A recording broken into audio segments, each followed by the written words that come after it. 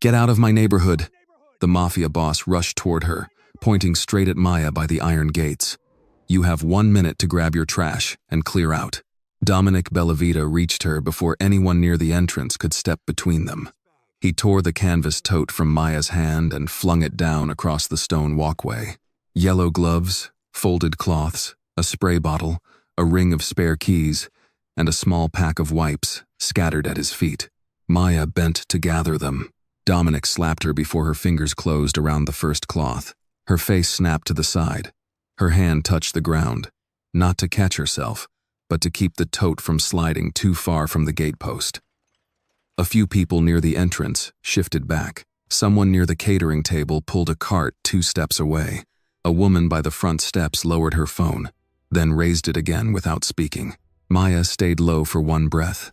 Her cheek burned. Her jaw tightened once, then relaxed. She picked up the gloves and placed them into the tote with care. While her eyes remained lowered, they moved to the thin black camera above the call box. Its red light blinked once, then steadied. The angle was right. Dominic's face, his hand, and the open gate would all be in frame. "Look at me," Dominic said. Maya lifted her eyes. There were no tears in them. That seemed to bother him more than if she had screamed. "You're paid to clean up, Maid, not to look me in the eye," he snapped for the crowd to hear. "This is Harrington Oaks, not the gutter you crawled from."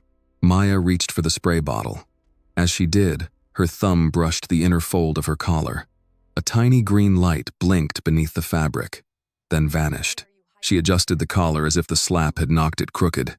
Her eyes cut briefly to the right, toward the auxiliary panel beside the gate. The small metal latch sat half open. Sofia Bellavita stood beyond Dominic's shoulder, partially blocked by 2 men from the homeowner's board. She did not wave. She did not speak. Her hand rested inside the pocket of her pale jacket. Dominic stepped closer. "You hearing me, Maid?" Maya slid the wipes into the tote. "Answer me." She picked up the keys. "I heard you." Her voice was quiet. Too quiet for a woman he had just struck. Too even for someone being thrown out in front of the neighborhood. Dominic turned to the crowd, gesturing sharply at her. "This is what happens when rules get soft. You let these people pass the gates, and they think they own the place." The gathered residents stepped back, freezing into a silent half-circle. Nobody crossed the empty space between Dominic and Maya. Maya did not look at them. She lifted the tote by one handle and set it upright near the gatepost, 6 inches closer to the service panel than before. Her cuff shifted as she moved. Another pulse of green light touched the underside of her collar, quick and narrow. Dominic noticed her hand at the bag. "What's in there?" "Cleaning supplies." He grabbed the tote again and shoved it against her chest. Then, "Clean yourself out of my neighborhood." The force made her step back. Her heel landed on the narrow strip of stone between the gate camera and the service panel. She looked down only long enough to confirm the position. Then she looked at Sofia. Sofia's hand slipped from her pocket. Her thumb tapped once against the side of her phone. Dominic followed Maya's glance and turned halfway. Sofia lowered her eyes to the ground before he could catch anything in her face. "You got someone here feeling sorry for you?" Dominic asked. "That won't help. Sympathy doesn't open gates." Maya gripped the tote strap. "No, but records do." His eyes narrowed. "What did you say?" Before she could answer, a faint vibration ran through the collar of her work shirt. Not sound, not a ring, just a short pulse against her skin. Maya's shoulders did not move. Her eyes shifted to the camera above the gate. The red light blinked twice. Dominic leaned close enough that his voice dropped, but the camera still held him in frame. "I don't know what you think you are, but around here, you are what I say you are." Maya held his stare. Behind him, the first phone rang, then another, then 3 more. Within the same second, the entrance filled with overlapping alerts from pockets, purses, and hands. Residents looked down at their screens. The catering workers stopped moving the cart. Evelyn pulled her phone from her purse with unsteady fingers. One of the homeowner's board members took 2 steps away from Dominic as he read the headline. Dominic turned sharply. "What is that?" Nobody answered. Sofia looked at her screen, then at Maya. Maya's collar light went dark. The transfer was complete. A woman near the clubhouse read aloud before she could stop herself. Federal authorities moved to freeze Bellavita-linked assets in multi-state racketeering investigation. The words spread across the entrance without anyone needing to repeat them.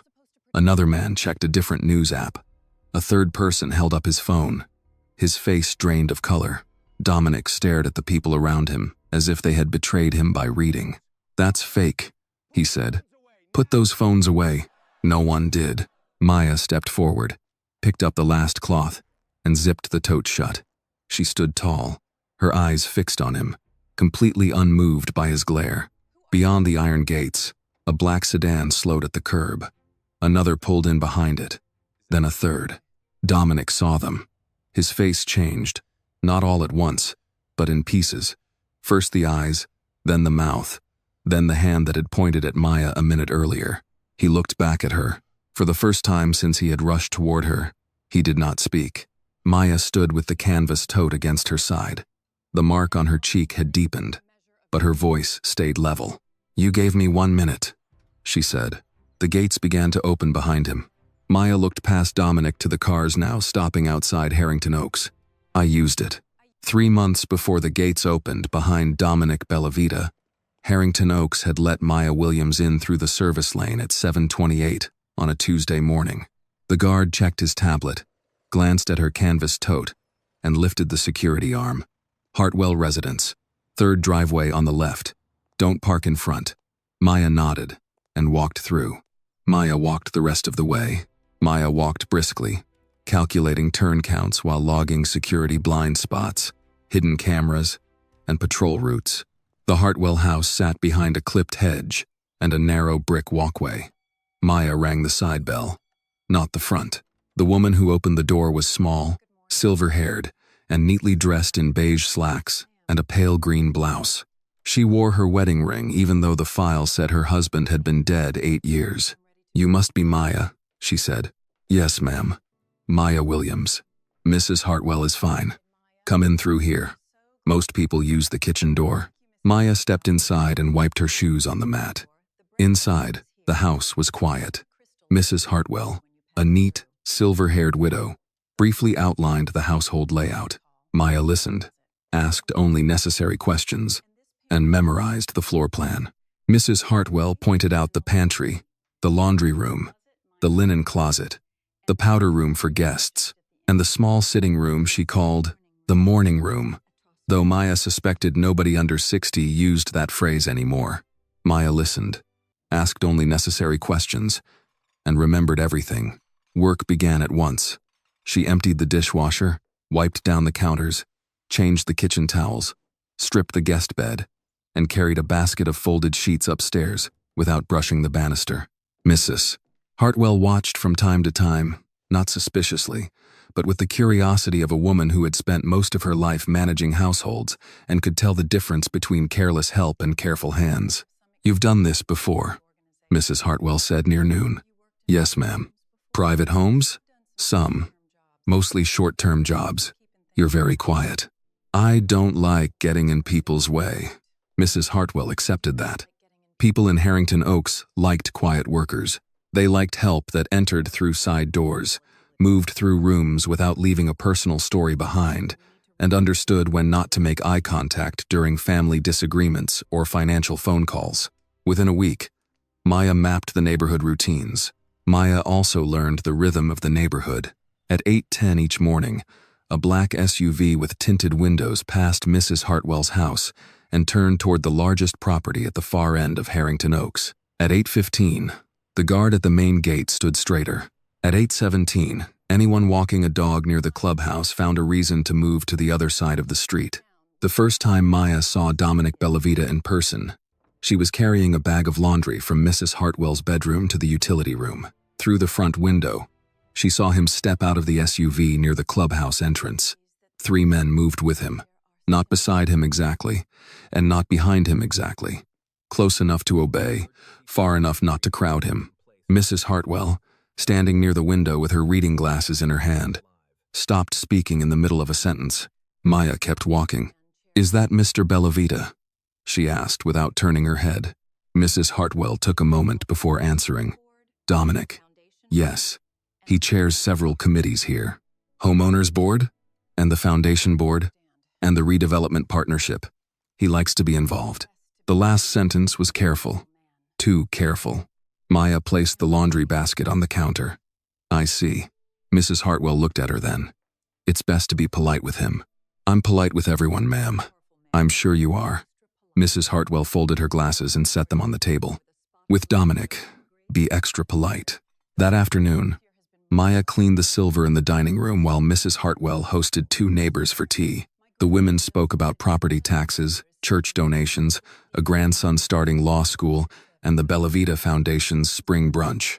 Maya moved between the sideboard and kitchen with a tray, letting their conversation pass over her as if she were part of the furniture. Dominic says Southridge will finally be dealt with, one woman said. Mrs. Hartwell lowered her voice. Dealt with? You know what I mean. The area has been dragging down values for years. There are families there, Mrs. Hartwell said. There are always families somewhere, Evelyn. Maya poured hot water into a teapot and did not pause, but she recorded the phrase in her mind. Southridge. 2 days later, an envelope arrived for Mrs. Hartwell. Bella Vita Foundation was printed across the front in raised navy lettering. Inside was an invitation to a private donor reception. Mrs. Hartwell read it twice, then placed it on the kitchen counter. I'll need extra help that evening, she said. They asked residents to bring household staff for service support. Paid, of course. When is it? Friday. 6 o'clock. At Dominic's home. Maya dried her hands on a towel. I can be available. Mrs. Hartwell studied her. You don't have to say yes to everything, dear. I know. Do you? Maya met her eyes. Yes, ma'am. Mrs. Hartwell looked as if she might ask something else, but the phone rang. The name on the screen made her mouth tighten. She answered in the bright voice people used when they were already tired. If you feel for Maya, a woman forced to stay quiet and watch carefully just to protect herself in a place where no one truly stands beside her, please like this video and tell us in the comments what city or state you are watching from. Who knows? There may be people near you watching this story too. Dominic. Yes, I received it. Maya turned back to the sink and rinsed the last cup. She listened without appearing to listen. Mrs. Hartwell said little. Of course. Then, I understand. Then, after a pause, yes, Maya will come. When she hung up, she stood still for several seconds. Maya placed the cup in the drying rack. What time should I arrive Friday? 5. Use the side entrance. Yes, ma'am. Mrs. Hartwell picked up the invitation and slid it into a drawer, as if hiding it could make the evening smaller. That night, Maya walked past the blind spot of the main gate cameras before ordering a ride. Safe, in the back seat, she pulled out her phone. Her phone screen remained dark in her lap until she reached the apartment she was using under the name Maya Williams. Only then did she unlock it and type one short note into a secure draft no one in Harrington Oaks would ever see. Bella Vita Foundation reception confirmed. Friday, 5 p.m. Southridge mentioned twice. Dominic controls access. Residents defer to him. Continue cover. She saved the draft, shut off the phone, and sat for a moment in the quiet. By Friday evening, Maya would be inside Dominic Bellavita's house for the first time, and Dominic would not remember opening the door for her. Maya stepped through the crowded service entrance of the Bella Vita estate, blending in with the florists and caterers moving equipment through the rear hallway. A woman with a headset checked names on a clipboard and pointed without looking up. You with Hartwell? She asked, when Maya stepped inside. Yes. Apron on. Hair back. No phones visible. Staff restroom is past the pantry. Don't use the powder rooms. Don't speak to guests unless spoken to. If Mr. Bellavita asks for something, you get it fast. Maya nodded. Understood. The woman finally looked at her face. You knew? To this house, that means yes. She handed Maya a folded black apron. Stay near the East Hall until dinner service. If anybody asks, you're with Mrs. Hartwell. Maya tied the apron and moved into the rhythm of the house. She did not stop to admire anything. She counted doors. Kitchen to pantry, pantry to service hall to rear stair, 2 cameras in the kitchen, one above the wine room, one small black dome near the ceiling outside a closed office, a keypad lock beside that office door, a narrow table beneath a mirror in the East Hall, holding a silver bowl of business cards and a stack of donor envelopes. Behind the table, half hidden by the baseboard, sat a compact wireless extender with a blue light. Maya carried a tray of folded napkins past it once, then again with empty water glasses. The second time, she noticed a maintenance label on the extender. Private network, not the guest Wi-Fi printed on cards at the bar. She kept walking. Dominic moved through the arriving politicians, bankers, and developers. He shook hands, tracked the room, and maintained an efficient, welcoming facade for the donors. To the mayor's aide, he said, "Your mother feeling better?" To the banker, "Tell Charles the club missed him last week." To the pastor, "We'll get that youth center funded before summer. You have my word." Then a server stepped too close with a tray, and Dominic's smile vanished. "Not there," he said without turning his head. "Against the wall." Eyes open, the server moved at once. The catering staff altered their routes to give Dominic a wide berth. The guests ignored the tension, focused entirely on the bar and the photographers. Mrs. Hartwell arrived at 6:15. She wore a navy dress and her pearls, and she looked smaller than she had in her own kitchen. Dominic greeted her near the entrance. "Evelyn," he said, holding both her hands. "You made it." "Of course, Dominic. It's a worthy cause. Southridge is a worthy cause. People don't always understand that. Change frightens them." He smiled toward a photographer. "But someone has to have the courage to improve things." The photographer lifted his camera. Dominic kept one hand over Mrs. Hartwell's and turned slightly, so both of them faced the lens. Maya passed behind them with a tray of water glasses. Dominic's voice lowered. "Your girl came?" Mrs. Hartwell hesitated. "Maya is helping tonight." "Yes. Good. Reliable help is hard to find when people start thinking work is optional." Mrs. Hartwell's smile stayed in place, but her fingers tightened around her clutch. "She's been very reliable." Maya continued down the hall before Dominic looked her way. At 7, the reception shifted to the main room.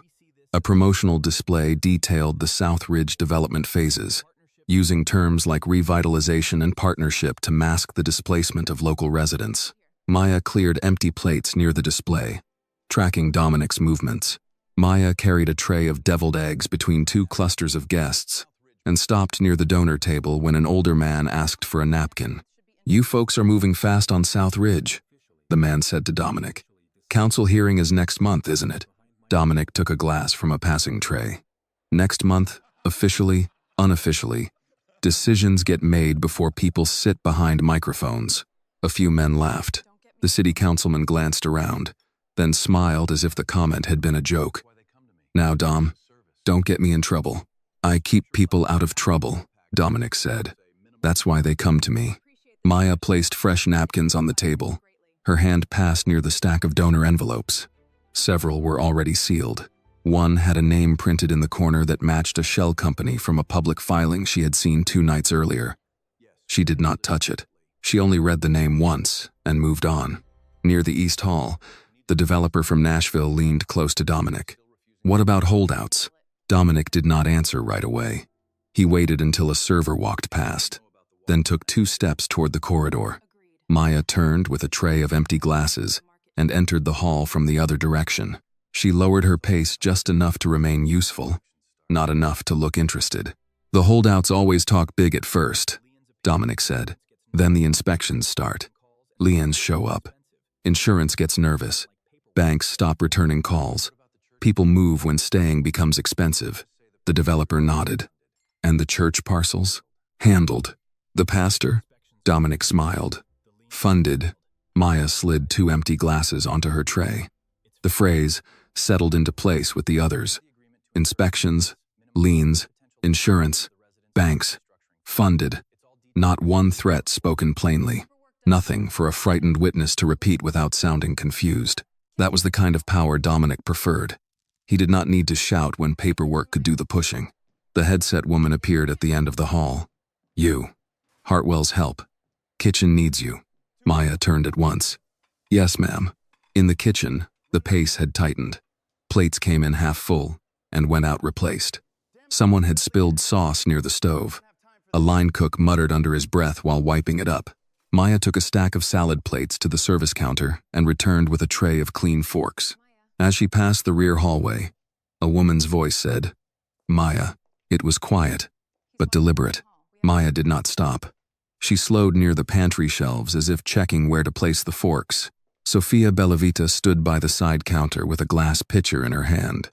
Up close, she looked less polished than she had from a distance. Not messy, not careless, but alert in a way that did not belong at a family reception. Her eyes moved once toward the hall, then back to Maya. "You're Mrs. Hartwell's new housekeeper," Sophia said. "I help her part-time. She likes things folded a certain way." "She does." Sophia set down a water pitcher, her fingers sliding a folded cocktail napkin across the counter toward Maya. "My uncle notices new people," she whispered. "Don't use the front hall after 8. Maya picked up the forks. "Thank you. For the warning? For the water." Sophia looked at her for 1 second longer, then walked away. Maya carried the forks to the service station. Only after she turned her back to the room did she slide the folded napkin into her palm. Inside was not a note. It was a small black USB drive, no bigger than the tip of her thumb. She placed it beneath the stack of clean linen in her tray and kept working. At 8:10, Dominic's private meeting began. The main guests stayed with dessert and coffee, while a smaller group moved down the east hall toward the locked office. Dominic, the developer, the councilman, one banker, and a lawyer who had not removed his hand from his briefcase all evening. Maya stood at the service counter, rinsing a coffee spoon that was already clean, and watched their reflections in the dark kitchen window. Mrs. Hartwell entered behind her with a plate in her hand. "Maya, dear, you don't have to stay much longer. I can have them call a car for you." "That's kind of you, ma'am. I'll finish clearing first." Mrs. Hartwell lowered her voice. "Be careful. In this house." Maya turned to her. "Why do you say that?" Mrs. Hartwell looked toward the hall, then back at her plate. "Because some homes have too many doors and not enough exits." It was the closest thing to honesty Maya had heard from her since Tuesday. "I understand," Maya said. Mrs. Hartwell nodded, as if that answer both comforted and worried her. By 9:30, the reception thinned. Guests left with donor packets and polite promises. Dominic stood at the entrance, shaking hands, still smiling, still clean in the eyes of everyone who needed him clean. Maya walked out through the service exit at 9:30. The guard waved her past the perimeter gates without checking her canvas tote.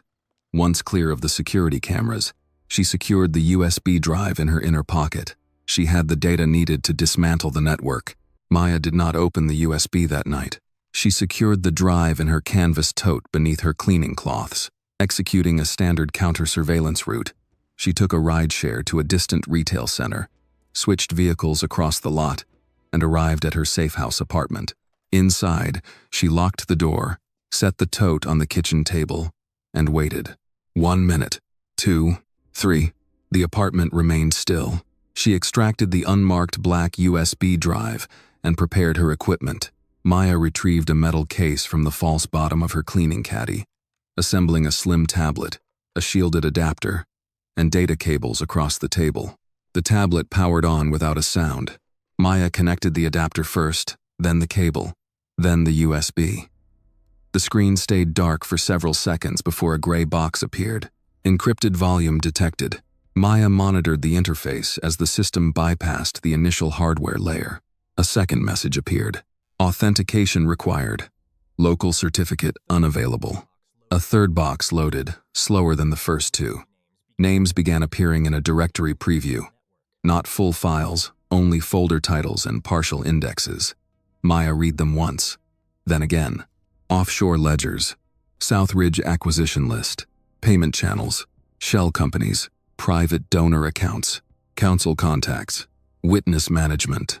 She systematically logged each folder title into a notebook beside the tablet. Then she disconnected the tablet from the apartment's power and let it run on battery. A secure message window opened on a separate device. She typed only what was necessary. USB received. Encrypted. Directory preview visible. Southridge appears central. Possible donor laundering and municipal influence. The answer came 3 minutes later. Do not extract manually. Need full forensic image. Wait for access key. Source likely has proximity lock. Maya read the message twice. She deleted the local draft, powered down the device, and packed everything back into the metal case, except the notebook. She disconnected the tablet, wiped the local logs, and stored the hardware. The next morning, Mrs. Hartwell called at 8:12. Maya, I know Saturday is not your usual day. I can come in, Maya said. I haven't asked yet. You were going to. I have bridge at noon, and the ladies are coming back for coffee, Mrs. Hartwell said. The house needs a quick cleanup. I'll be there by 10. Thank you, dear. And Maya, yes, ma'am? About last night. If anything in that house made you uncomfortable, you can say so. Maya looked at the closed metal case on her kitchen table. It was a busy evening. That's not what I asked. No, Mom. Mrs. Hartwell waited for more. Maya did not give it. At last, the older woman said, All right, 10, then. At the Hartwell house, Maya returned to the work people could understand. She polished the breakfast table, swept the mudroom, changed the towels in the guest bath, and arranged lemon slices beside a pitcher of iced tea. Mrs. Hartwell tracked the room preparation, checking the placement of cushions and trays. Near 11:03, the doorbell began ringing. 3 women arrived within 10 minutes of one another. They brought pound cake, a covered dish, and gossip wrapped in concern. Maya poured coffee in the kitchen, while their voices drifted from the sitting room. Dominic looked pleased last night. He always looks pleased when checks are involved. Evelyn, you're terrible. I'm old. There's a difference. The women laughed.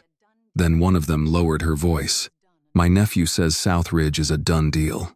Mrs. Hartwell said, Nothing is done until people sign. Oh, they'll sign. People do when they realize they're standing in the way of progress. Maya stacked 4 cups onto a serving tray and carried it into the sitting room. The women thanked her with the careful warmth of people who had been raised to be polite to help but not personal. One called her sweetheart. Another asked if she had far to drive home. Maya answered briefly and left them to their cake. In the kitchen, she found an envelope on the counter that had not been there before. Plain cream paper. No stamp. No name. It sat beside the sugar bowl, placed where only someone serving coffee would see it. Maya did not reach for it immediately. She opened the dishwasher, loaded 2 plates, wiped the counter, then slid the envelope under the folded dish towel with one finger.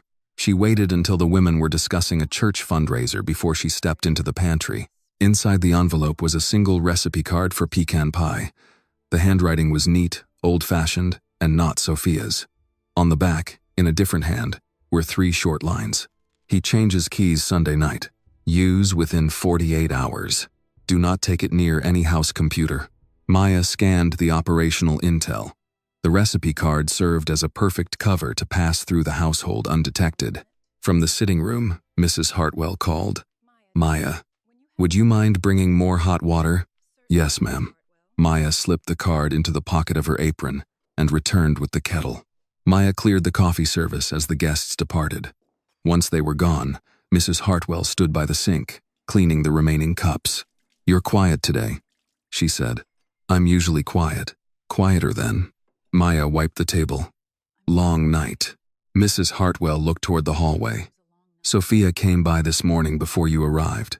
She brought the pound cake. Maya folded the cloth once. That was kind. She's not like Dominic. No. Mrs. Hartwell placed a cup into the rack. But in that family, not being like Dominic is a dangerous thing to be. Maya met her eyes for a moment. I'll keep that in mind. Mrs. Hartwell nodded, turning back to her task. That evening, back in the apartment, Maya connected the USB again, this time with the access sequence hidden in the recipe card. The device accepted the first layer, then the second. Then it stopped. Authentication incomplete. Local proximity required. A map of available network signatures appeared for less than 10 seconds before the screen locked again. Maya recognized one of the identifiers from the wireless extender in Dominic's East Hall. The drive's encryption was linked directly to the physical router. She logged the requirement. Network proximity to Bellavita's system required. A new, secure message appeared. "Can you get close again?" Maya immediately typed her response. "Then we don't waste the access." The reply came quickly. "Risk increases after first access." She concealed the USB inside a packet of cleaning wipes and slipped the recipe card into the pages of Mrs. Hartwell's borrowed church cookbook. On Sunday, she would return the book. She was fully staged for Sunday's operational window. On Sunday morning, Maya returned Mrs. Hartwell's church cookbook before the first service had let out. Mrs. Hartwell opened the door and looked at the cookbook in Maya's hand, then at the canvas tote on her shoulder. "You tried the pecan pie?" Mrs. Hartwell asked. "Not yet. I wanted to return the book before the brunch shift." Mrs. Hartwell stepped aside. "You're working at Dominic's house again?" "Yes, ma'am." "I don't like you being in that house," the older woman said, setting the book down. "Men like Dominic become powerful because people around them pretend not to know enough. Be careful." Maya secured her tote bag. "I know my limits." "Thank you, Mrs. Hartwell." She turned and left for the clubhouse. At the clubhouse entrance, Maya blended with the service crew, filling water glasses and clearing plates while monitoring the arriving residents. With the access key set to expire Sunday night, she needed immediate proximity to the estate's private router to pull the full data image. At 11:42, Sophia arrived with Dominic. She did not look at Maya. Dominic did. His gaze passed over the staff as he stepped from the walkway into the clubhouse courtyard. It stopped when it reached her. Not long, just enough to show that he remembered her from Friday and that he did not like remembering her. "You," he said. Maya held the tray steady. "Mr. Bellavita." "Still here?" "Yes, sir." He took a glass of iced tea from the tray without thanking her. "Evelyn must be generous. Or lonely." Maya said nothing. Dominic leaned closer. "Quiet doesn't always mean respectful. Sometimes it means stupid. Which one are you?" Maya kept the tray level. "I'm here to work." Dominic sneered. "Then work." He walked away to greet a banker by the buffet. By noon, Dominic had pulled 3 men into a conversation near the clubhouse doors. The banker from Friday, the city councilman, and a gray-haired attorney with a voice so soft people leaned in to hear him. Maya approached with a tray of fresh coffee. No one waved her away. The councilman said, "The South Ridge hearing may draw cameras now. A couple of churches are organizing buses." Dominic stirred sugar into coffee he did not drink. "Then make sure the agenda runs long. Put them near the end. Old people leave when parking gets dark." The banker gave a careful smile. "That's cynical, Dom. That's procedural," Dominic said. "Cynical is pretending everyone gets the same microphone." The attorney's eyes moved toward Maya. "Staff." Dominic turned. "What?" The attorney nodded toward her tray. Dominic looked at Maya and snapped his fingers toward the service table. "Leave it." Maya set the coffee down. Sophia caught her eye from across the room and gave a sharp nod toward the exit, signaling the move to the main house. When the catering lead announced the private donor session would move to the Bellavita residence, Maya volunteered for the cleanup crew and grabbed her equipment tote. Inside Dominic's house, the private reception had narrowed to the kind of gathering where people stopped pretending spouses, pastors, or photographers belonged in the room. The East Hall was partially closed. The wireless extender still blinked beneath the console table. The office door stood open for the first time since Maya had seen it. Not wide, not inviting, just enough. Maya carried a tray of coffee cups toward the hall. The tote hung from her shoulder. Inside it, the USB waited inside the packet of wipes, and the relay pressed against the lower seam. She paused beside the console and set the tray down to straighten the cups. Her tote brushed the wall below the extender. The hidden device pulsed once. The first layer opened. A second pulse followed. The transfer did not begin. Not fully. It needed more time, more proximity, and a stable position. But the drive had recognized the network. Maya lifted the tray again and moved toward the service station. A notification flashed on her concealed device. Local match confirmed. Full image download in progress. Maya stood by the console table, maintaining her posture as the progress bar advanced. Dominic's voice echoed from the open office. A server hurried past with an empty tray. "You coming?" Maya lifted the coffee service and stepped forward. "Yes," she said. "I'm coming." She crossed the threshold into the east hall, the tote resting against her side, the device awake beneath the fabric. There would be no turning back now. Maya crossed into the east hall with the coffee tray balanced in both hands and the canvas tote resting against her hip. She bypassed the main archway, moving away from the reception toward the muffled voices in the private corridor. Maya set the tray on the table, dropped the tote beside the baseboard to maximize the relay signal, and organized the cups. The base of the tote touched the wall. A faint pulse moved through the fabric. Maya did not look down. She lifted 2 cups onto saucers, placed spoons beside them, and listened. Inside the office, Dominic was speaking. "South Ridge is not a neighborhood," he said. "It is a delay. Delays cost money. My partners don't pay for delays." The banker answered, "No one is disputing the numbers, Dom. We're talking about exposure. Exposure comes from hesitation." The attorney's softer voice followed. "Exposure comes from documentation."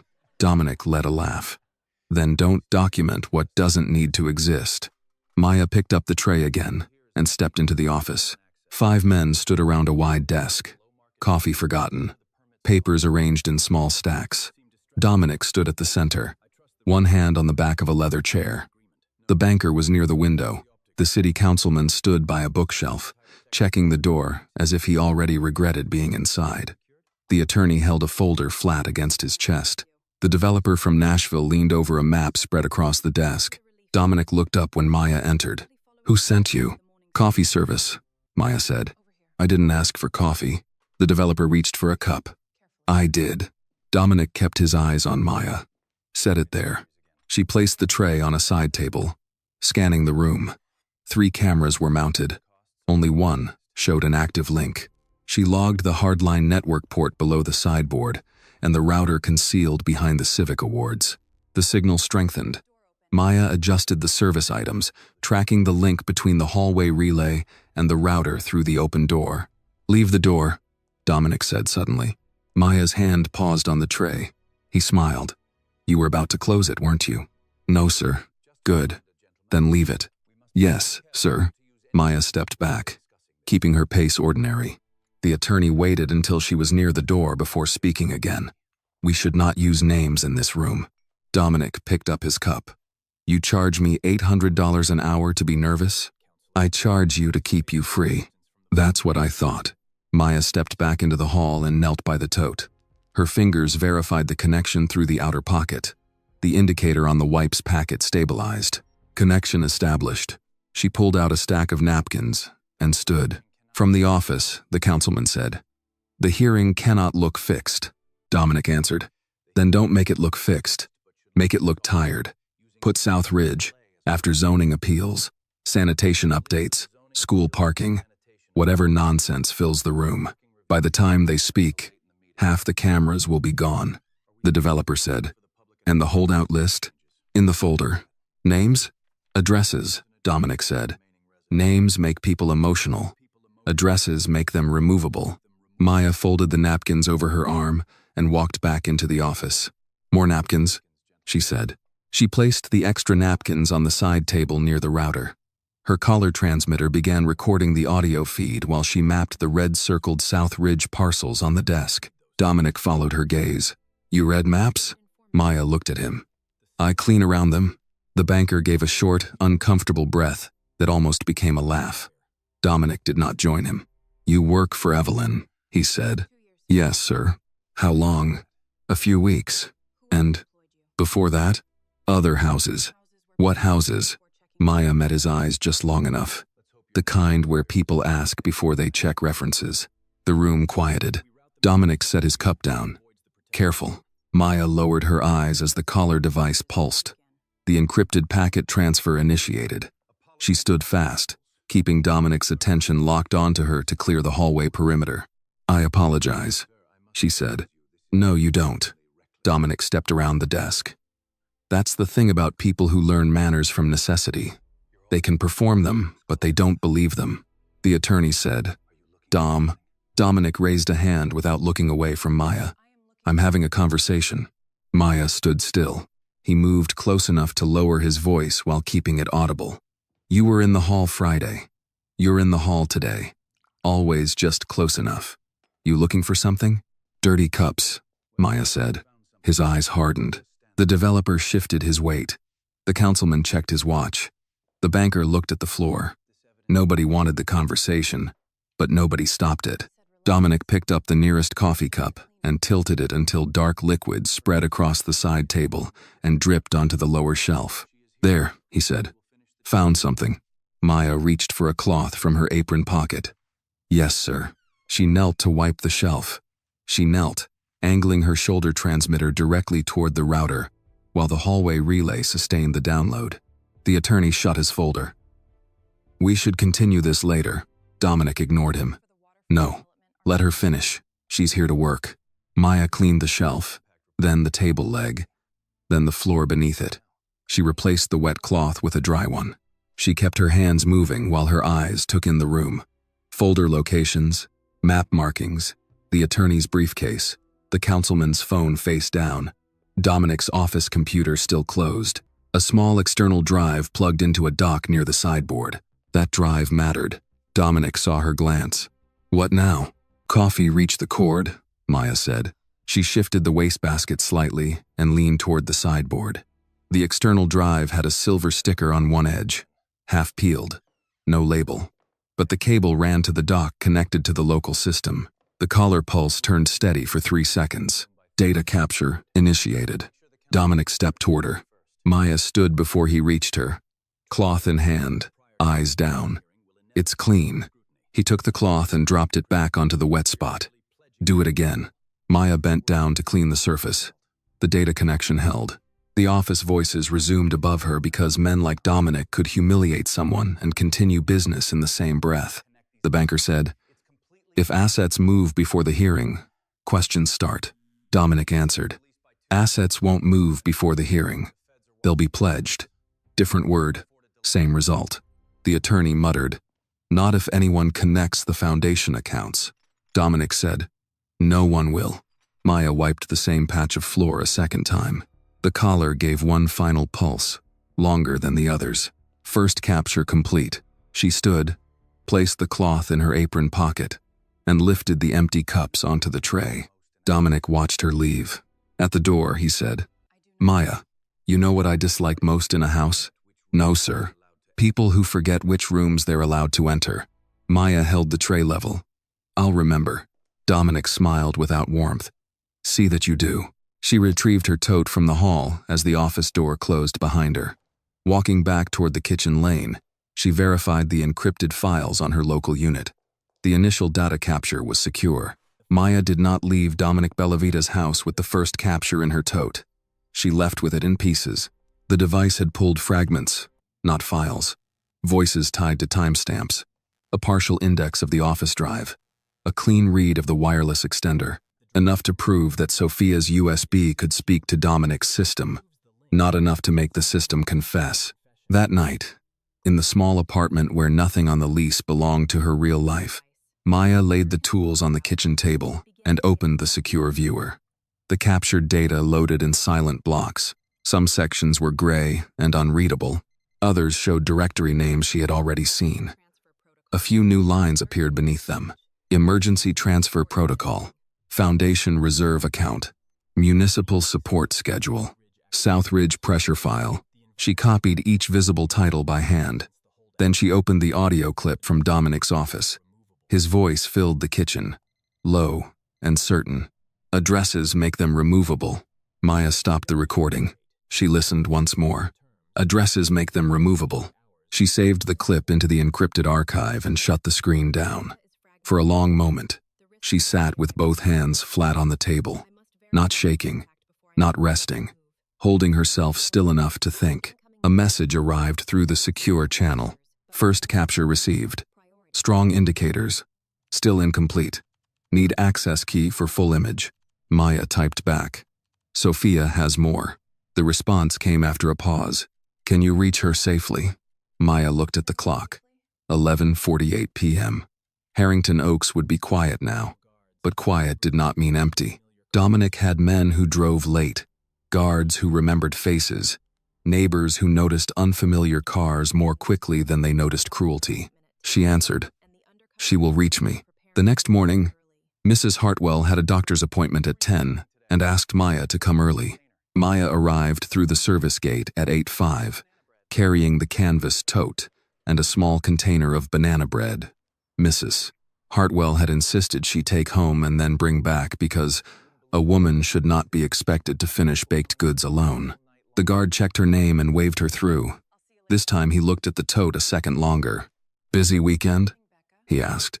"Yes, Mr. Bellavita had people in and out all night." Maya did not react. "I imagine he entertains often." The guard gave a dry laugh. "That's one word for it." At Mrs. Hartwell's house, the older woman was standing near the kitchen island, with her purse already hooked over her arm. A sheet of handwritten instructions lay beside the sink. "I have a list," she said. "I see that. Don't sound amused. Lists keep civilization from falling apart. I wouldn't argue with that." Mrs. Hartwell's expression softened for a moment. "There's coffee left. Help yourself. And if anyone from the board calls, let it go to the machine. Even Mr. Bellavita, especially Mr. Bellavita." That was new. Maya looked up from the list. "Did he call you?" "At 7:20 this morning. He wanted to know whether I had noticed anyone unfamiliar at his reception." "What did you say?" "I told him at my age, everyone under 40 looks unfamiliar if I don't have my glasses on." Maya almost smiled. That was useful. Mrs. Hartwell studied her. "I wasn't trying to be useful. I was trying to be tired of him." The driver honked outside before either woman could say more. Mrs. Hartwell left by the side door, moving carefully down the steps, still proud enough not to hold the railing until the last one. Maya waited until the car turned out of the driveway. Then she began the list. Laundry first, powder room, guest towels, kitchen floor. Ordinary work gave her cover. Ordinary work gave her time. At 9:17, the doorbell rang. Maya checked the side camera monitor beside the pantry. Sophia Bellavita stood at the kitchen door holding a bakery box. Maya opened it. Sophia did not step inside. "For Mrs. Hartwell." She's at an appointment." Then for her counter. Maya took the box. "Thank you."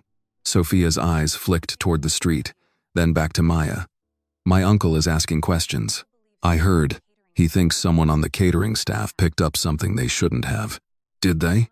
Sophia held her gaze. "Not staff." The words stayed between them. Maya opened the bakery box. Inside were 6 small pastries arranged in 2 rows. Under the paper doily, a narrow plastic strip had been taped flat against the cardboard. Sophia kept her voice calm. "There's a charity raffle tonight at the clubhouse. He'll be there. So will the board. He changes keys at midnight." Maya removed the plastic strip and slipped it beneath the cuff of her sleeve. "What is it?" "Second factor. For the USB?" "For the system behind the USB." Maya closed the box. "You understand what happens if he finds out." Sophia looked past her into the quiet Hartwell kitchen. "I understood before I came here." "That's not an answer." "No." Sophia's mouth tightened. "It's all I have." For the first time, the polished Bellavita mask slipped. She looked her age then. Not frightened exactly, but worn by the act of walking through a family house where every hallway might be listening. Maya lowered her voice. "Why now?" Sophia's hand tightened around the strap of her purse.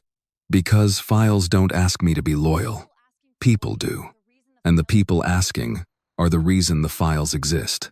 That was enough. It had to be. A landscaping truck rolled slowly past the driveway. Sophia stepped back from the door at once.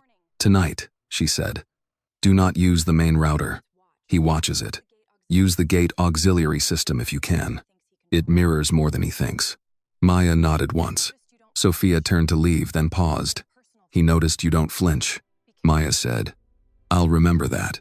"No," Sophia replied. "He will." She walked away before Maya could answer. At 9:23, Maya locked the kitchen door and set the bakery box on the counter. She finished Mrs. Hartwell's list without hurrying. Towels folded, floor cleaned, coffee pot washed, trash taken out. Each task completed. Each room returned to the version of order Harrington Oaks expected from women it barely saw. But beneath her sleeve, the second factor warmed against her skin.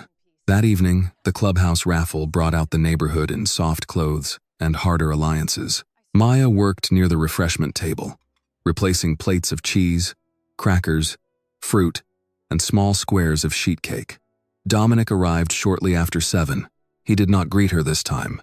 He watched her. Maya carried an empty pitcher toward the service station and let him watch. She checked the gatepost camera through the front glass. She checked the auxiliary panel near the entrance. She checked Sophia near the donor basket, one hand resting close to her phone. The pieces were moving into place. Dominic crossed the room and stopped beside Maya as she reached for fresh napkins. "Funny," he said. "I keep seeing you where business happens." Maya placed the napkins on the table. "People make messes where business happens." His smile did not reach his eyes.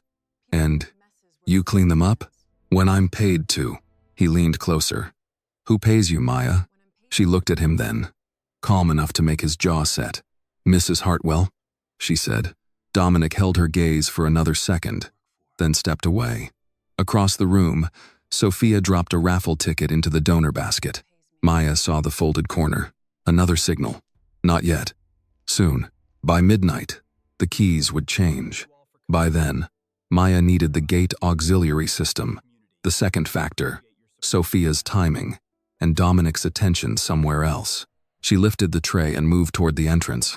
For the first time, she understood the final shape of the trap. Dominic would not be avoided. He would be used. Maya reached the entrance with a tray of empty glasses and stopped beside the table where raffle prizes had been arranged for display. A spa basket, a restaurant gift card, 2 Braves tickets, and a silver frame donated by a jeweler who kept looking toward Dominic whenever someone said his name.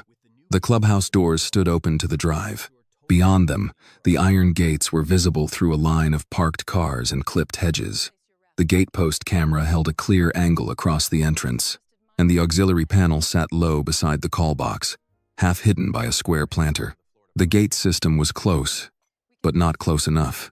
Maya carried the glasses to the service station, set them down, and lifted a pitcher of sweet tea that did not need refilling. She moved toward the doors again, slower this time, checking the room through reflections in the glass. Dominic stood near the donor basket with 2 board members. Sophia was 10 feet away, speaking to an older woman about raffle tickets. Mrs. Hartwell sat near the front window, her purse in her lap, watching more than talking. Maya stepped outside. The air beyond the clubhouse felt cooler, but she did not pause to breathe it in. She crossed to the small refreshment table, placed near the walkway for late arrivals. The table held napkins, paper plates, and a plastic tub of bottled water. She poured sweet tea into cups, then shifted the table 6 inches to the left with her hip. The canvas tote brushed the side of the planter. A faint blink touched the inside seam. Network detected. Maya adjusted the pitcher and looked toward the gate camera. The angle caught the walkway, the table, and anyone standing close enough to confront her. It would not catch the auxiliary panel itself. That was good. The camera needed Dominic, not the device. Behind her, the clubhouse door opened. "Staff stays inside unless assigned outside," Dominic said. Maya turned with the pitcher in her hand. "I was refilling the table." He looked at the cups. "Nobody asked for tea out here. There were guests arriving. There are always guests arriving. That doesn't mean you wander." Maya lowered the pitcher to the table. "I'll take it back in." Dominic did not move from the doorway. "No, leave it." The instruction placed her exactly where she needed to be. Maya kept her face neutral and set the pitcher down. The tote rested against the planter. The hidden relay began its slow handshake with the gate system. Dominic stepped onto the walkway. "You have a habit of being where I don't expect you. I go where the work is." "Work." He repeated the word, as if it tasted cheap. That's what people say when they want access without admitting they want access. Maya picked up a stack of napkins and straightened them. Her thumb brushed the underside of her collar. The green pulse there was faint and irregular. The connection was alive, but not stable. She needed him closer to the gatepost. She needed him talking. She needed Sophia to trigger the second factor before the system timed out. Inside the clubhouse, someone called out raffle numbers. The crowd reacted with polite applause. The sound helped cover the small vibration against Maya's collarbone. Dominic glanced back toward the room, then at Maya again. Who are you really? Maya kept stacking napkins. Maya Williams. That's a name, not an answer. It's the answer I have. His jaw shifted. You think I don't check people who move around my neighborhood? I assume you check everyone. And still you keep showing up. Mrs. Hartwell asks me to. At the mention of Evelyn, Dominic looked through the glass. Mrs. Hartwell's eyes dropped to her purse at once, but her hand tightened over the clasp. Maya noticed. Dominic noticed too. He smiled slightly. Evelyn has always had a soft spot for strays. Maya slid the napkins into a cleaner stack. She has good manners. And you think manners protect people? No. For a second, he seemed pleased by the answer. Then she added, but they show who was raised better. Dominic's expression changed. Not much. Just enough. He walked closer. The collar pulse steadied. Maya did not look at the planter. She looked at the cups. She lifted one, found it empty, set it down, lifted another. The movements bought seconds. Dominic stopped within the camera's field. Careful, Maya. Yes, sir. You say that like you mean something else. I say it because people expect it. The clubhouse door opened behind Dominic. Sophia stepped out carrying a small stack of raffle cards. Uncle Dom, she said. They need you for the foundation basket. Then they can wait. It's your donation. They want a picture. Dominic did not turn around. In a minute, Sophia moved to the edge of the walkway and set the raffle cards on the outside table. Her hand passed over Maya's tote for less than a second. Something inside the bag warmed. Second factor accepted. Maya reached for the pitcher again. The collar light blinked twice, then steadied against her skin. Extraction window open. She needed time now. Real time. Not a passing connection. Not a partial capture. 6 continuous minutes, or the deeper image would remain locked behind Dominic's system. Dominic leaned toward her. What did my niece just give you? Maya looked up. Raffle cards. He glanced at the table. Pick them up. Maya gathered the cards and handed them to Sophia. Dominic watched both women. Sophia took the cards without looking at Maya. I'll tell them you're coming. No, Dominic said. You stay. Sophia froze. Maya placed the pitcher back on the table. The system was extracting now. If Dominic sent Sophia away, the access would hold for a while, but not long. If he searched the tote, the relay might be exposed. If Maya left the planter, the signal would drop. A couple exited the clubhouse, laughing softly until they saw Dominic's face. They moved down the walkway toward the parking area, giving the 3 of them space. Mrs. Hartwell rose from her chair inside and took 2 steps toward the door. Dominic noticed her through the glass and lifted one finger, warning her to stay where she was. Maya moved first. She picked up the tub of bottled water with both hands and carried it closer to the gate, setting it on the low wall beside the call box. Those were getting warm, she said. Dominic turned sharply. Did I tell you to move that? No, sir. Then why did you? Because people outside may need water. There is no one outside. Maya looked past him toward the parking area, where the older couple had stopped beside their car and were pretending not to watch. There are always people outside. It was not a loud sentence. It did not need to be. Dominic heard the meaning and hated it. He stepped toward her again, away from the clubhouse door, deeper into the gate camera's frame. The tote remained by the planter, but the relay signal stretched across the short distance. The collar pulse became faster. Maya could feel each beat under the fabric. Inside, more phones came out. Not because of the data yet, because Dominic had raised his voice again, and people had learned to record what they were too afraid to interrupt. Dominic pointed at the service gate. You think you're clever because you talk in little lines. Let me tell you what clever gets people like you. It gets you noticed. And when I notice someone, their life becomes very inconvenient. Maya folded her hands in front of her. Is that how Southridge works? Sophia's face went pale. Dominic went still. The question had done what Maya needed. It pulled the private word into public air. What did you say? Southridge, Maya said. That's the redevelopment project, isn't it? Dominic moved close enough that the camera would catch every line of his face. You don't know anything about Southridge. Maya did not step back. Then I must have heard wrong.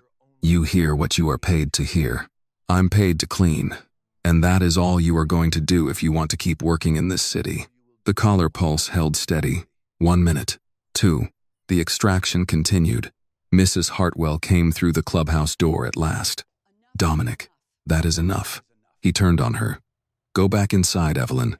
She stopped, but she did not retreat. This is a neighborhood event. This is my neighborhood. Maya saw several residents shift at that. The sentence landed poorly, even among people used to letting him own the room. Dominic sensed it too. His eyes swept across the glass doors, the walkway, the phones. Sophia standing rigid near the table, Maya beside the gate. He lowered his voice. You are done here. Maya looked down at the tote. The collar pulse blinked once. 4 minutes. Not enough. She lifted the water tub again and carried it back to the table. I'll finish cleaning up. Dominic stepped in front of her. No. You'll leave, Sophia said. Uncle Dom, the photographer, is waiting. Quiet. The word cut across her. Maya set the tub down slowly. She needed one more delay. One more push from him. One more public act that kept him standing exactly where the system, the camera, and the crowd could hold him. She reached for the tote. Dominic grabbed it first. The extraction jumped. 5 minutes. He lifted the bag and looked inside. Gloves, cloths, cleaner, wipes, a spare apron. Nothing worth his suspicion. He shoved it against her hands. Take your trash, he said, and get out before I make this permanent with every household in Buckhead. Maya took the tote. The relay stayed active in the lower seam. The proximity to the gate panel was close enough now that even in his hand, then hers, it had held the connection. The collar pulse became a steady green line. 6 minutes. Complete image acquired.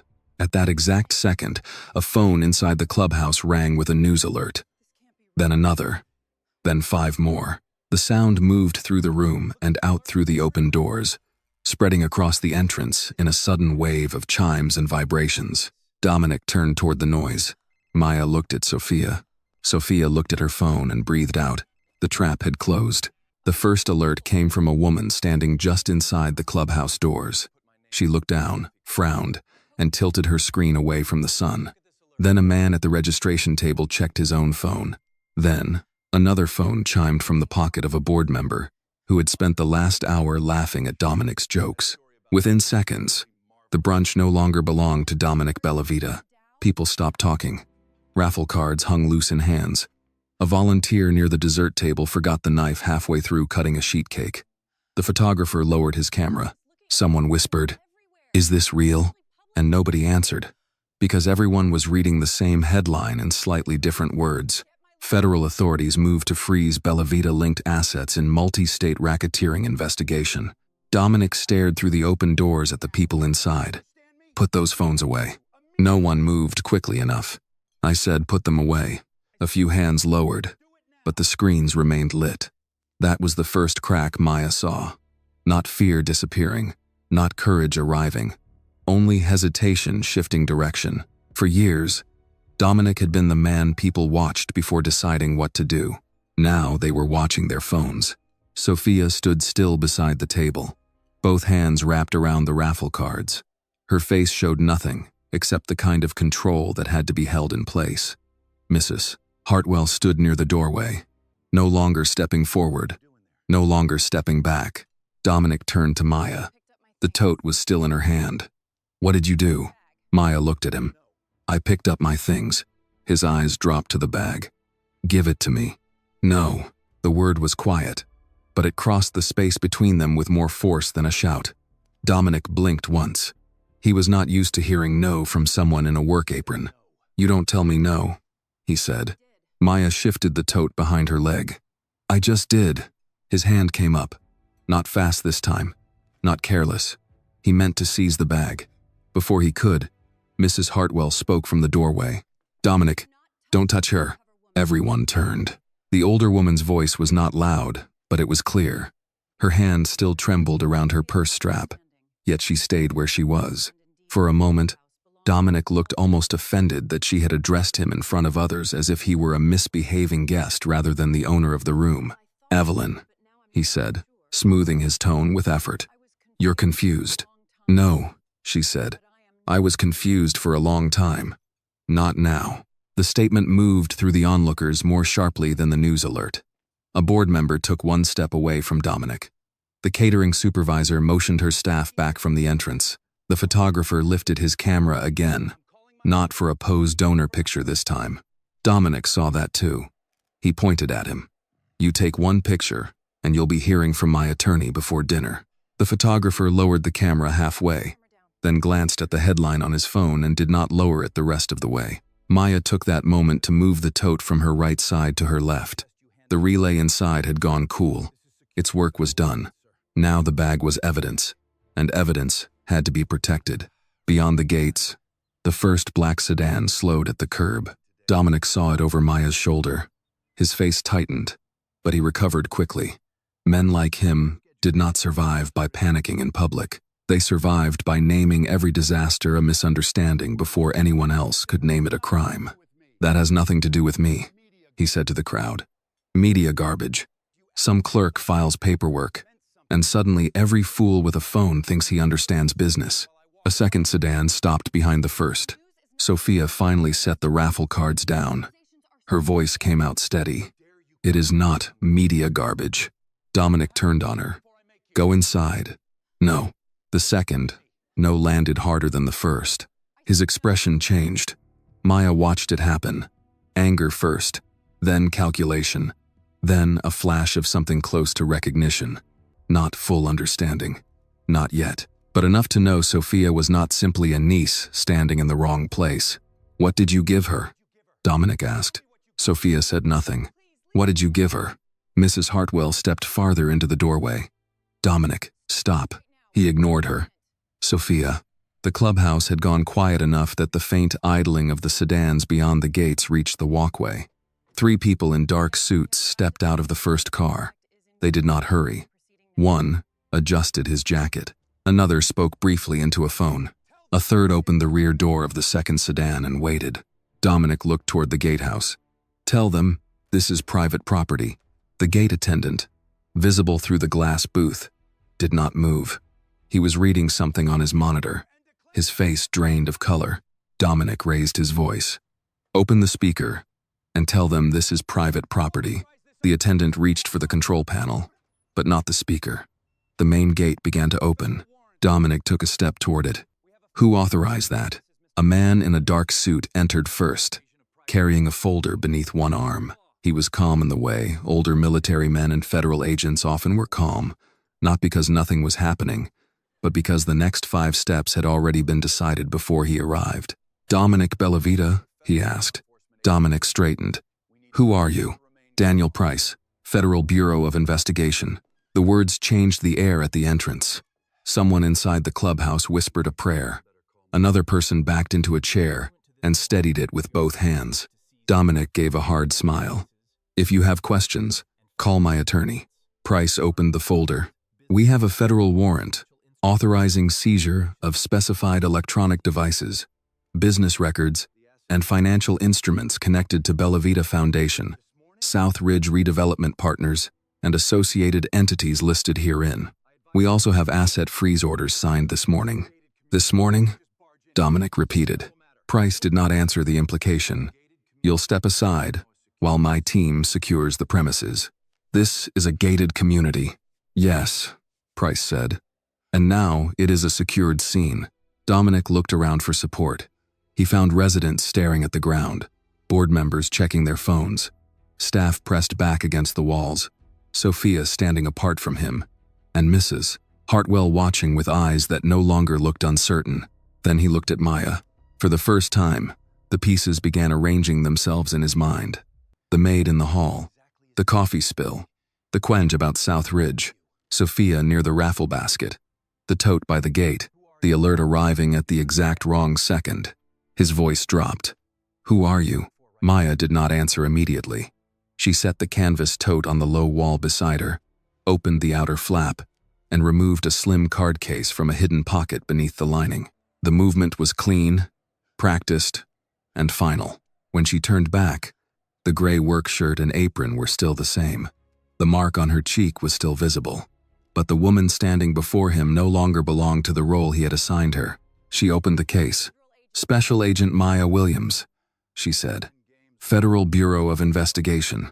The silence that followed was different from the silence earlier.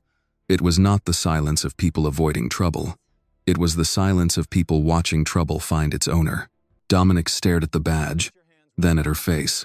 "No." Maya closed the case. "Yes." Price stepped closer. "Mr. Bellavita, place your hands where we can see them." Dominic's hands lifted halfway, then stopped, as if obedience physically offended him. "This is a mistake. You have no idea who you're dealing with." Maya picked up the tote and handed it to a woman from the technical team who had entered behind Price. "Primary relay is in the lower seam. Preserve the fabric. Full chain of custody starts now." The technician nodded and sealed the tote inside a clear evidence bag. Dominic watched the bag leave Maya's hand. Whatever hope he had held that this was theater weakened then. Men like Dominic understood objects. Documents, drives, devices, things that could be traced, logged, copied, certified. Price read him his rights in a steady voice. Dominic tried to interrupt twice. Price did not raise his volume. He simply continued. Two agents stepped to either side of Dominic and placed him in handcuffs without struggle, without spectacle, without giving him the violence he could later reshape into a story. "You'll regret this," Dominic said. But the words had lost their audience. Maya stood back as they led him toward the open gate. He passed the same spot where he had told her to leave. The same stone walkway, the same service panel, the same camera above the call box. This time, nobody ordered Maya to move. Mrs. Hartwell came to stand beside her, close enough to speak but not close enough to touch. "I should have said something sooner," she said. Maya looked toward Dominic as he was guided into the sedan. "A lot of people should have." Mrs. Hartwell nodded once. She did not defend herself. That was the first decent thing she had done all morning. Sophia remained near the raffle table, watching her uncle disappear behind the closing car door. Her face did not show triumph. It showed exhaustion. Maya crossed to her. The files transferred. Sophia breathed in, then closed her eyes for a second. "All of them? All of them." The first sedan pulled away from the curb. Behind it, agents moved toward the clubhouse office, the gatehouse, and the private road leading to the Bellavita residence. Inside the clubhouse, phones were still glowing. Outside, the iron gates stood open. Maya looked at them for only a moment before turning toward the house at the far end of Harrington Oaks. The arrest was over. The dismantling was just beginning. The first thing the federal team did was not enter Dominic Bellavita's house. They froze the gates. One agent remained in the gatehouse with the attendant, photographing the control panel, the visitor logs, the tablet used for service entries, and the small monitor that showed who had come and gone through Harrington Oaks for the past 30 days.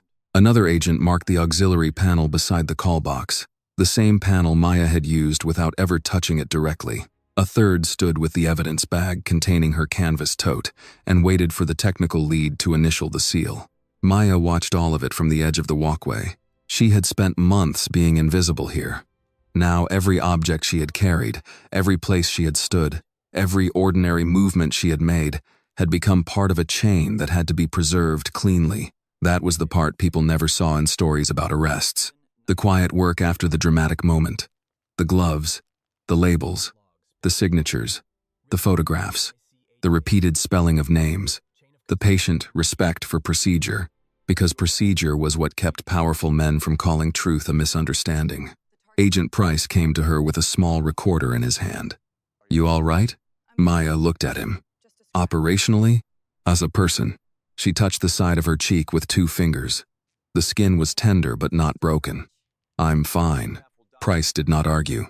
He had known her long enough not to waste time on that word when work was waiting. "Medical can document the mark before you leave." "I know. You will let them." "That sounds less like a question." "It is." Maya gave a short nod. "After the house is secured." Price looked past her toward the private road leading to the Bellavita residence. "The house team is moving now. You don't need to go in." "Yes. Though. Maya, I know where the office router sits. I know which cameras are decorative. I know the sideboard drive is connected to the local system. If they unplug the wrong thing first, we lose sequence. Price held her gaze for a moment, then looked toward the technical lead. Your advisory only. No hero walk through the house. No touching evidence. I know the rules. You also know how to bend them. Not today. He gave her the smallest smile. Good. Stay beside Moore. Special Agent Lena Moore, the technical lead, was already walking toward the service road with 2 forensic specialists. She was in her 40s, precise, no nonsense, with a tablet in one hand and blue gloves tucked under her wristband. You Williams? She asked without slowing. Yes. You placed the relay? Yes. Then talk fast and touch nothing.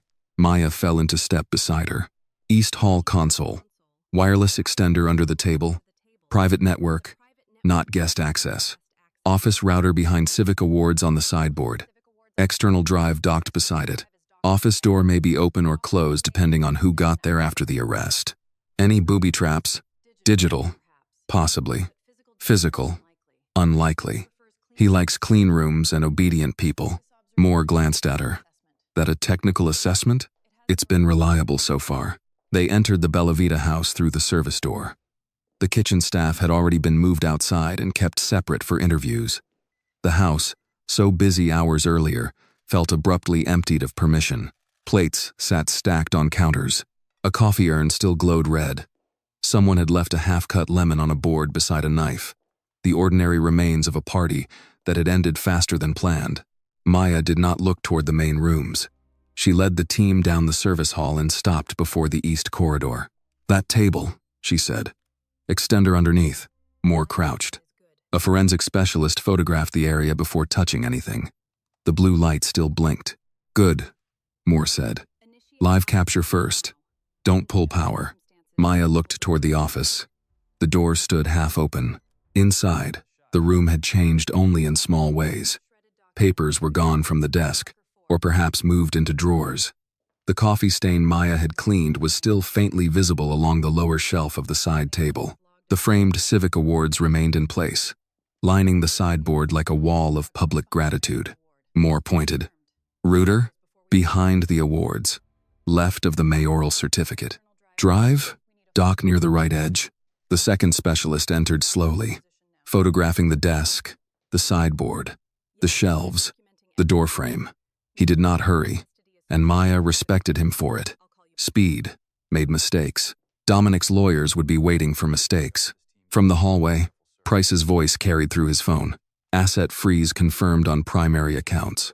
Foundation accounts locked. 3 shell entities flagged. DOJ wants status on physical server. Moore answered without looking up. Tell DOJ the house is not a vending machine. They'll get status when we have a clean image. Maya almost smiled. The external drive was still in the dock. Moore leaned close to read the sticker. No label. It was never meant to be read by outsiders. Most things aren't. Moore motioned to her team. Full image. Volatile memory first. Network map before disconnect. Photograph cable paths. Maya stood back while the team worked. Her hands stayed folded in front of her, the way they had during service. The habit felt strange now. The apron was gone. The badge was visible.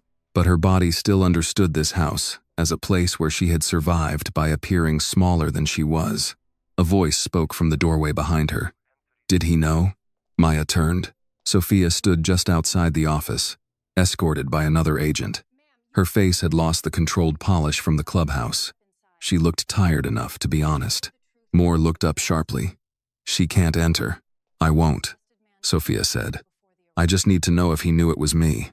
Maya stepped into the hall. Not before the arrest. Sophia nodded once. It should have relieved her. It did not.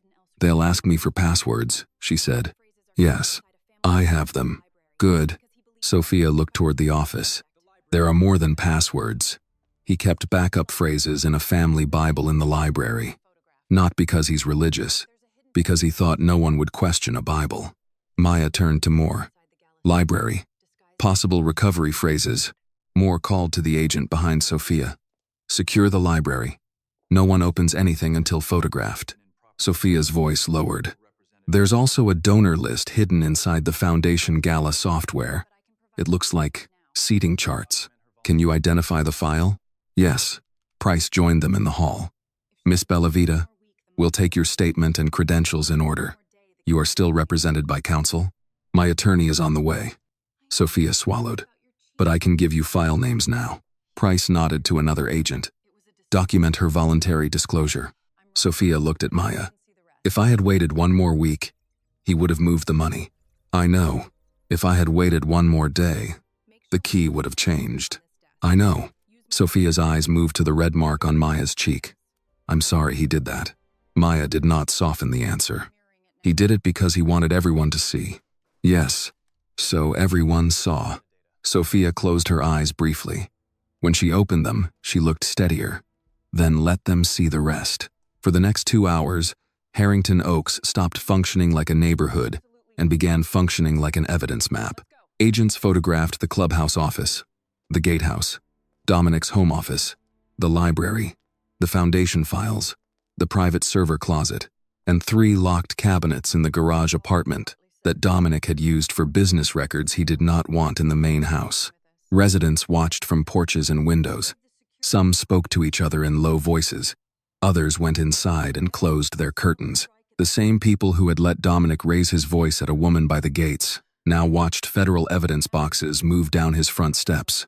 Mrs. Hartwell remained near the clubhouse until an agent finished taking her preliminary statement.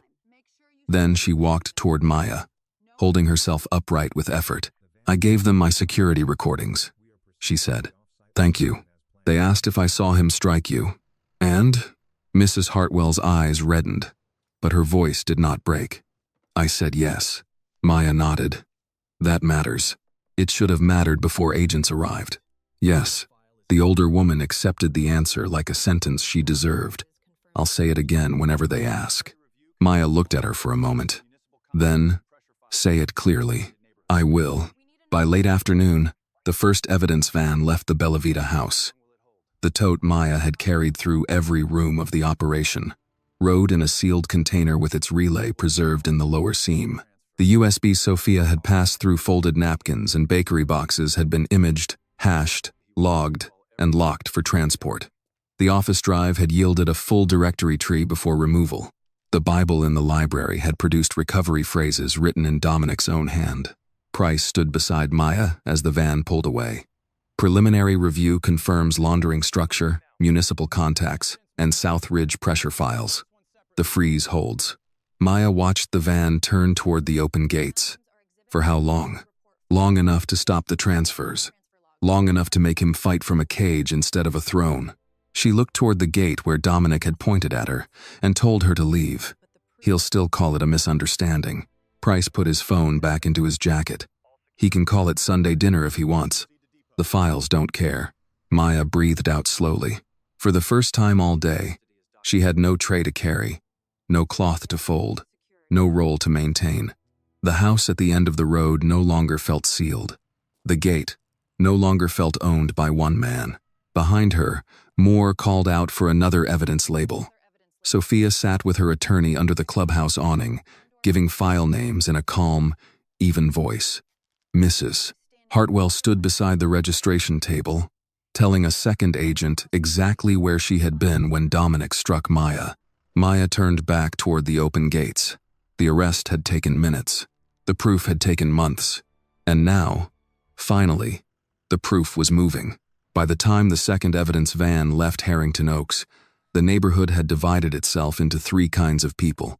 There were the residents who stayed outside and watched because they wanted to understand what had happened. There were the residents who retreated indoors and watched through glass because they did not want to be seen understanding. And there were the few who began making calls before the federal cars had cleared the first turn, speaking in careful voices to attorneys, spouses, accountants, and anyone else who might help them remember which donations they had made and why.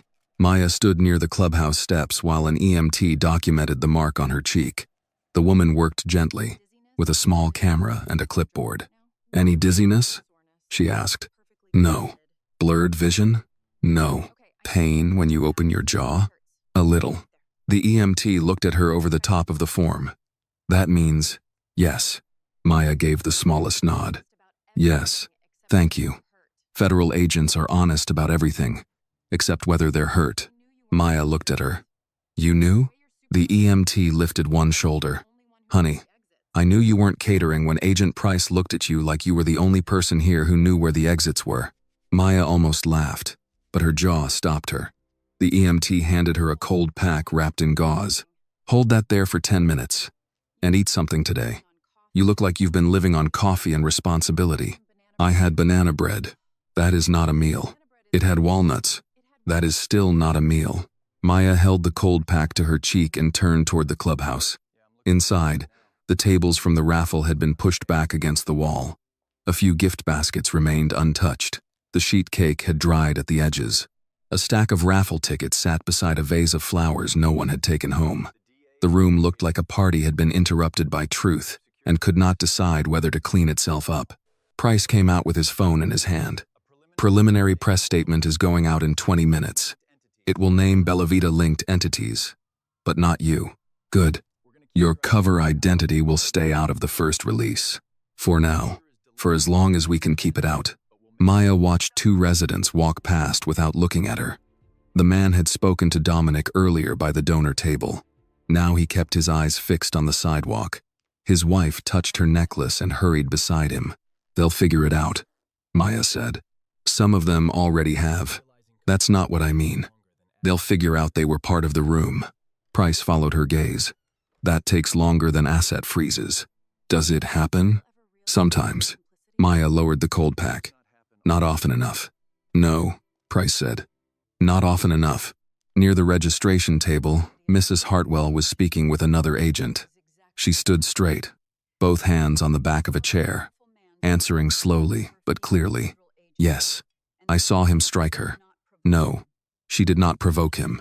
No, she did not raise her hand. No, she did not threaten him. He took her bag first. He hit her after that. The agent asked another question. Mrs. Hartwell closed her eyes for a second, then opened them. Yes, she said. I should have intervened. Maya heard the answer. So did Price. Neither spoke. Sophia sat on the far side of the room with her attorney, a woman in a gray suit who had arrived with a briefcase and the expression of someone who had expected a bad day and found a historic one. Sophia had removed her earrings and placed them on the table beside a notepad. Without them, she looked less like a Bellavita and more like a woman who had not slept well in months. Moore stood across from her with a tablet. Say that file path again. Sophia leaned forward. Foundation archive, gala planning, seating drafts, folder marked 2022, legacy dinner. The donor list is embedded in the seating chart. Column H has the public amount. Column K has the real transfer. Moore typed. Password, capital B. Lowercase river. Underscore. St. Michael, 1971. Her attorney looked at her. Sophia, it's fine, Sophia said. It was my grandmother's church and his first shell company. He thought that was clever. Moore looked up briefly. It's always something sentimental. Sophia's mouth moved. Not quite a smile. Not sentimental. Possessive. Maya stepped closer but did not interrupt. Sophia glanced at her and pointed toward the evidence tag on the table. That one matters, she said. If they open it correctly, it links the foundation donations to the South Ridge acquisition schedule. Moore tapped the tablet. We'll open it correctly. Good. Sophia's attorney touched her arm. Take a breath.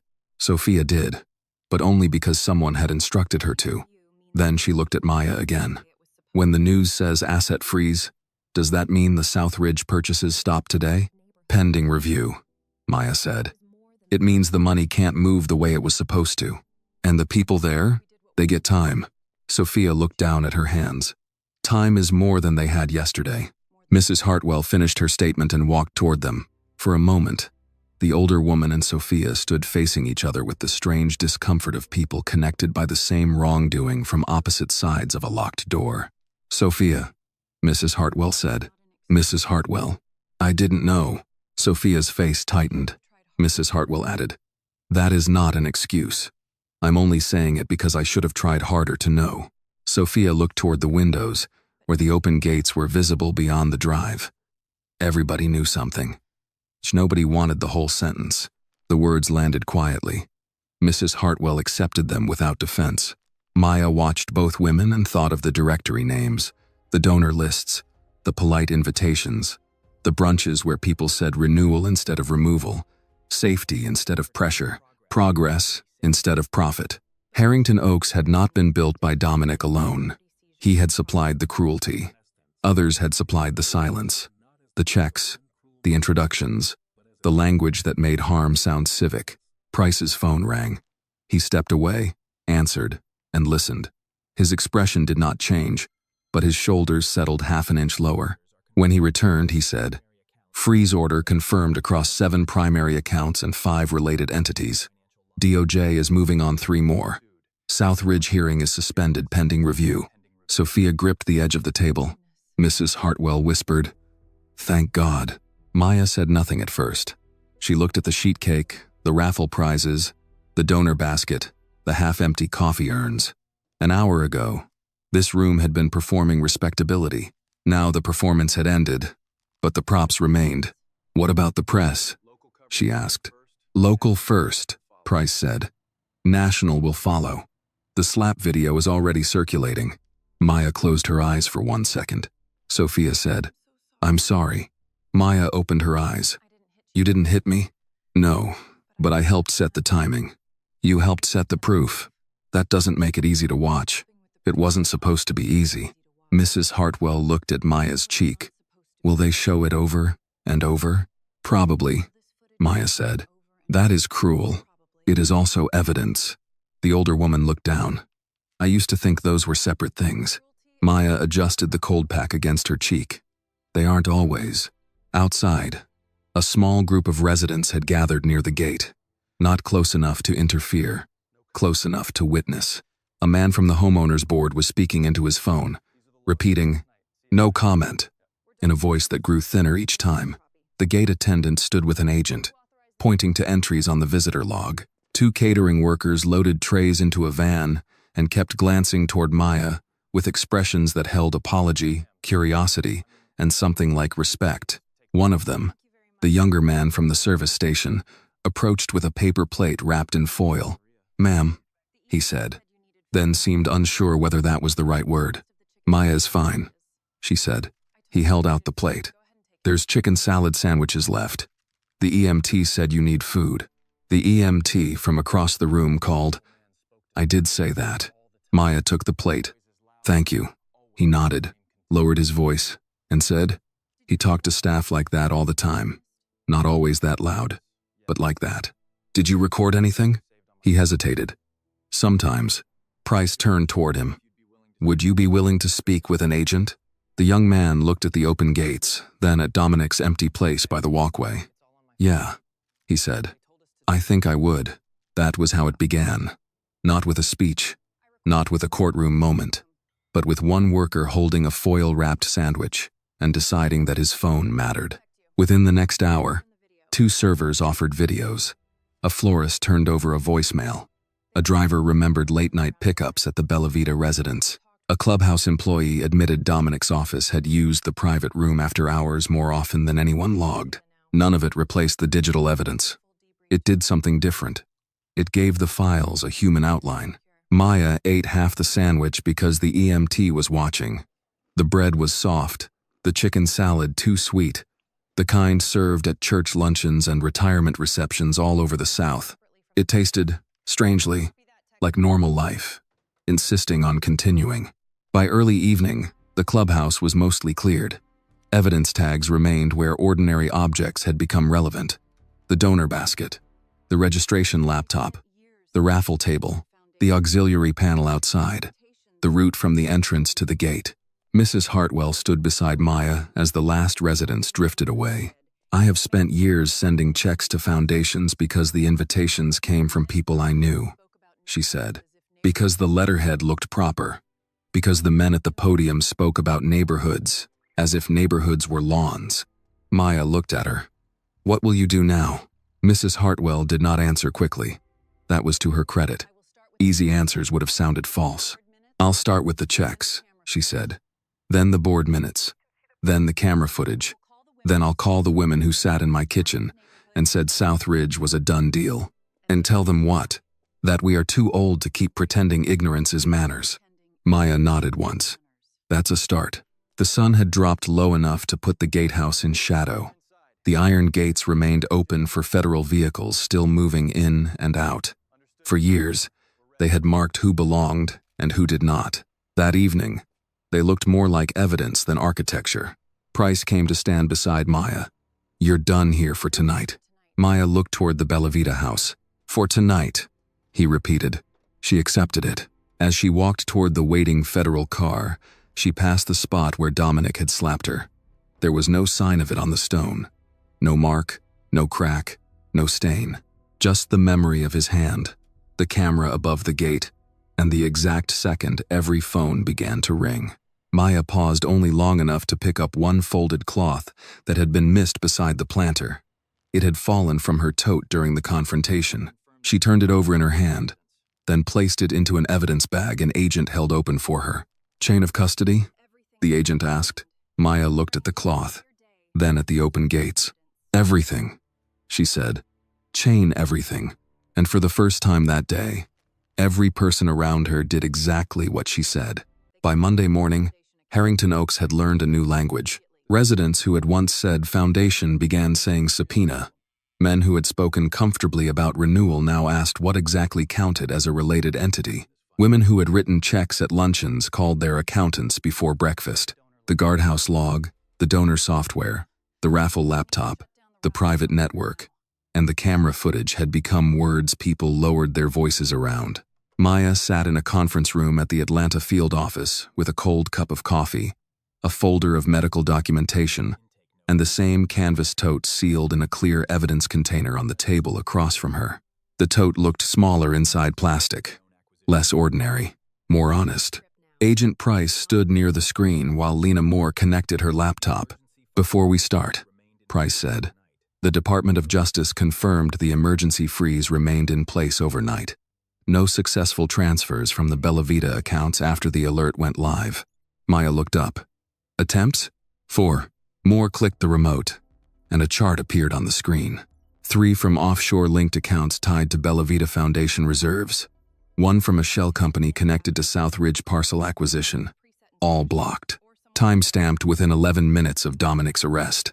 So someone tried to move the money after he was in custody, Maya said. Someone with access, Moore said. Or someone following instructions already set up. Price folded his arms. Either way, the freeze held. That mattered. Maya let herself feel that much. Not relief exactly. Relief was too soft a word for a room full of evidence. But the first danger had passed. The money had not vanished in the narrow space between exposure and enforcement. Moore changed slides.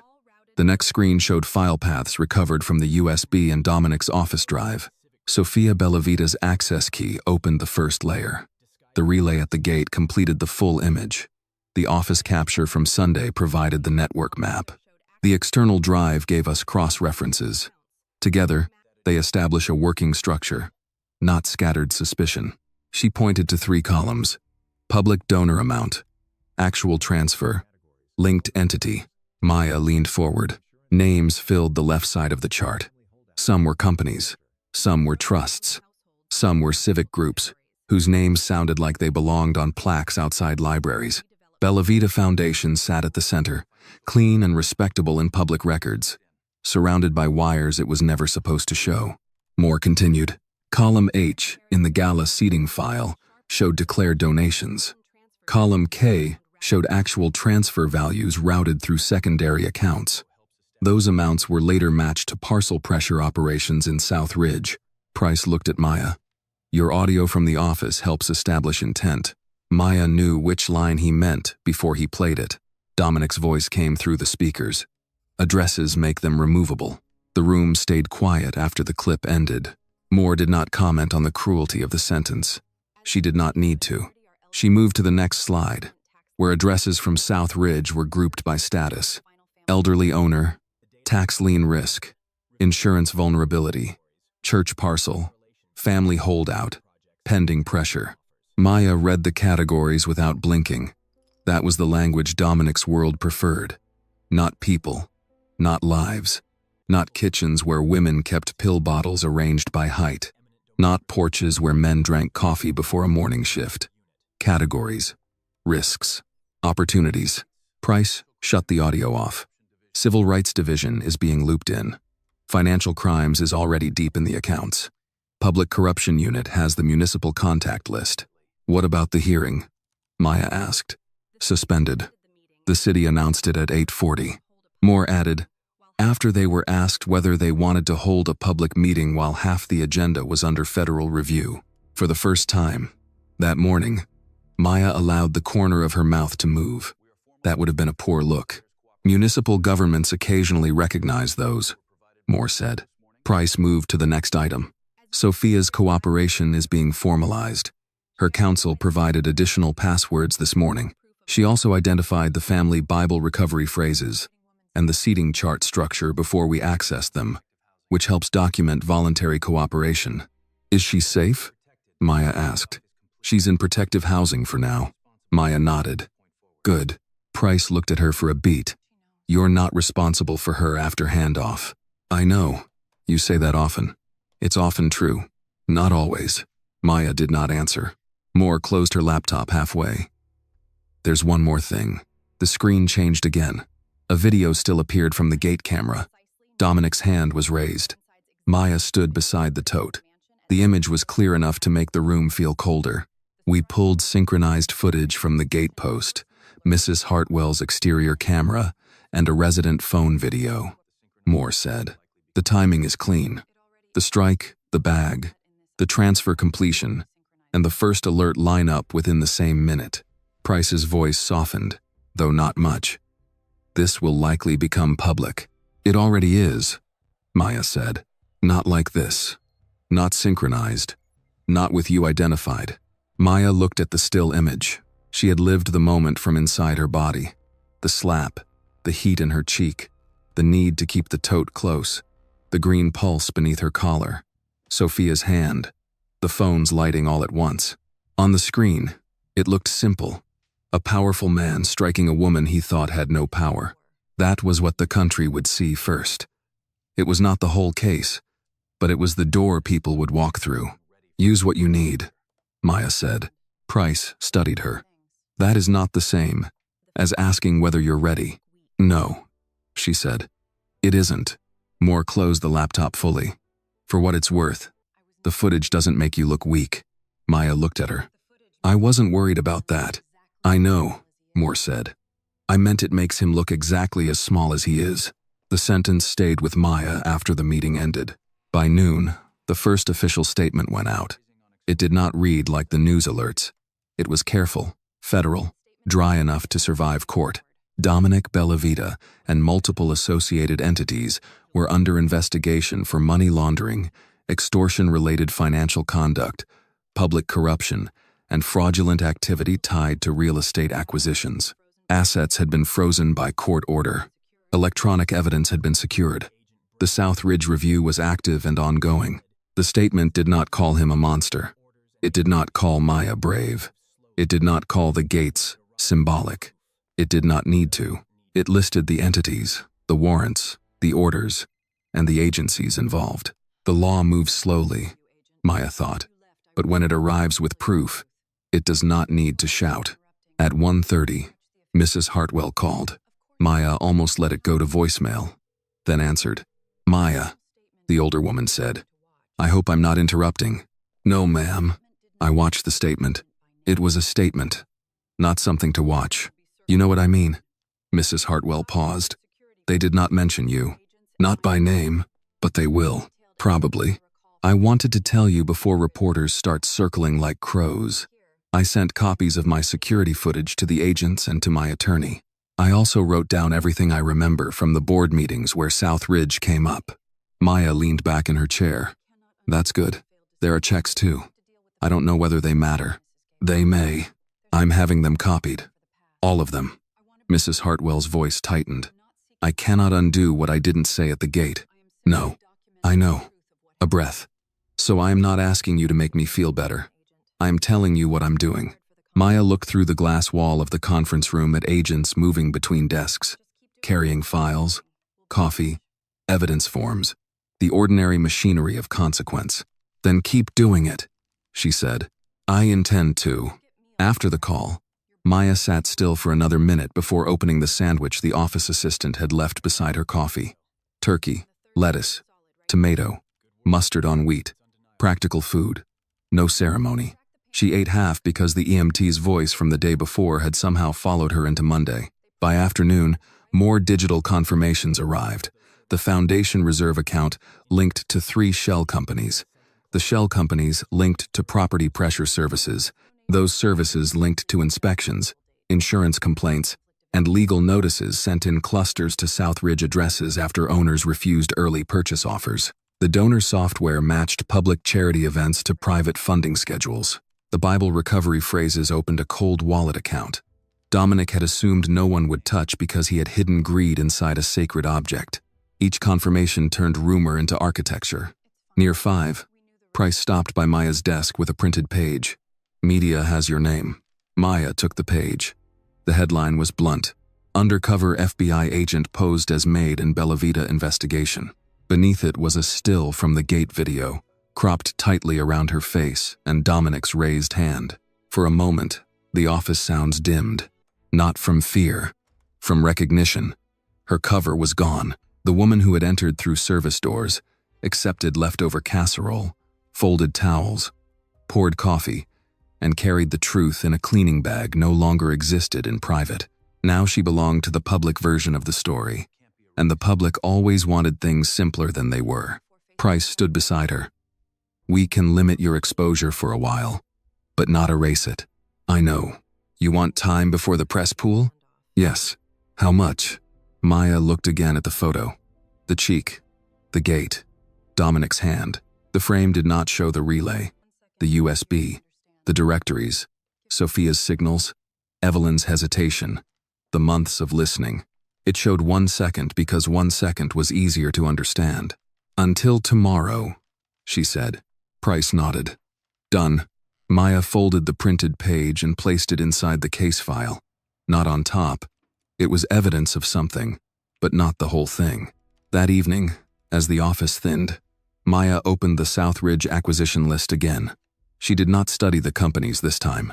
She studied the addresses, rows and rows of them. Some marked high pressure, some marked elderly owner, some marked church parcel, some marked unresolved. People lived at those addresses. People who had not known their homes were being discussed over coffee in Dominic's office. People who might have packed boxes soon without ever hearing the words offshore ledgers or donor laundering. Maya copied the file reference into her notes and sent it to the review team. Then she shut down her terminal, gathered her coat, and walked out into the Atlanta evening. Her cheek still ached when the wind touched it. She did not mind. Pain faded. Proof remained. 1 year later, Maya Williams stood in a community hall on the west side of Atlanta with a stack of folders in front of her and no badge in sight. The room had been borrowed from a neighborhood legal clinic that shared space with a food pantry, a tax assistance program, and a senior exercise group that met on Tuesday mornings. The floor was clean, but worn. The chairs did not match. A coffee urn sat on a folding table beside paper cups, oatmeal cookies, and a sign that read, "Please take only what you need, but take what you need." Near the front of the room, a projector showed the first slide in black letters on a white background. "Silent no more. Legal safety training for service workers." Maya checked the time. 6:25. The session began at 6:30, but half the chairs were already full. Housekeepers sat beside delivery drivers. Home health aides sat beside caterers, janitors, nannies, hotel cleaners, maintenance workers, and personal assistants who knew exactly how much of a wealthy household could be hidden behind a locked office door. Some wore uniforms from the day's shift. Some had changed in cars. Some came with notebooks. Some came only with folded arms and faces that said they had been disappointed by official rooms before. At the registration table, a 20-year-old server in a black button-down shirt wrote her name carefully on the sign-in sheet. Her hair was pulled back, and there was a faint crease across her sleeve where an apron had been tied for too many hours. She looked at the folders, Then at Maya. "Is this really free?" "Yes," Maya said. "No catch?" "No catch." The young woman glanced toward the door. "My manager says people make trouble when they write things down." Maya handed her a folder, a pen, and a small card with the clinic's hotline number. "Start with dates, names, locations, and witnesses. Never keep the only copy on your phone." The young woman looked at the card as if it weighed more than paper. What if it's just words? Write them down. What if nobody else heard? Write that down too. The young woman nodded, pressed the folder against her chest, and took a seat in the first row. Maya watched her sit. She did not think of Dominic Bellavita every time someone said gate, or servant, or evidence. Not anymore. But certain moments still carried the old shape. A worker, checking the exits. An older woman apologizing before asking for help. A man lowering his voice when he said the name of a rich employer. These things remained in the world after one arrest, after one asset freeze, after one foundation website went dark. That was why the folders mattered. At 6:30, Maya walked to the front of the room.